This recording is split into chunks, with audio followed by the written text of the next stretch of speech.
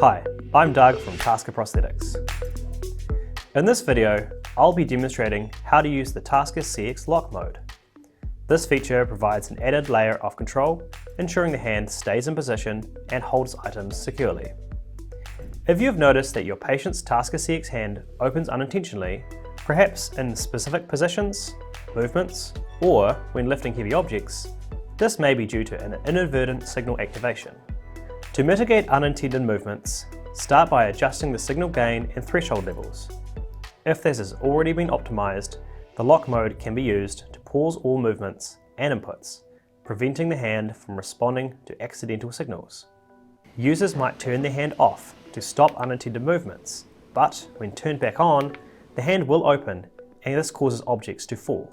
With the TASKA CX Lock Mode, the hand remains paused in its current position, allowing for precise control and preventing these unwanted drops when reactivating. Once the user has grasped an object, they can activate the lock mode with a short press of the lock button on the hand's button panel.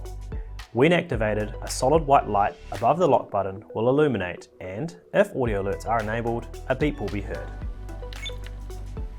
If the lock light is not in direct vision, it may help to instruct your patient to test if the lock mode has been activated by trying to gently close the hand.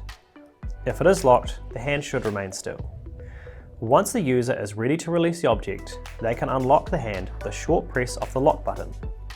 The hand will beep and the light will go out. The user can then gently release the object when they are ready. If you would like to customize the way the lock mode works, you can do so in the TASKA app. For more videos just like this, visit our YouTube channel, or to learn more about our products, visit our website at taskaprosthetics.com.